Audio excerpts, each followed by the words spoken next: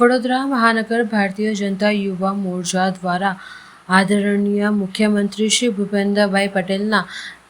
63મા જન્મદિવસ નિમિત્તે વડોદરા શહેર યુવા મોરચા દ્વારા દિવ્યાંગ બાળકોને ભોજન પીરસીને ઉજવણી કરવામાં આવી હતી, જેમાં ભારતીય જનતા પાર્ટીના યુવા મોરચાના કાર્યકરો હાજર રહ્યા હતા।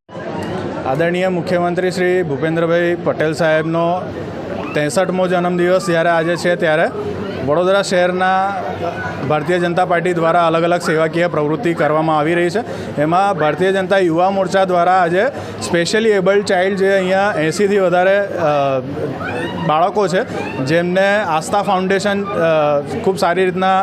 રાખે છે અને એમની કાળજી લે છે, એમની સાથે મળીને આજે અમે અહીંયા એમને ભોજન પીરસવાનું, એમને અમારા તરફથી ભોજન અને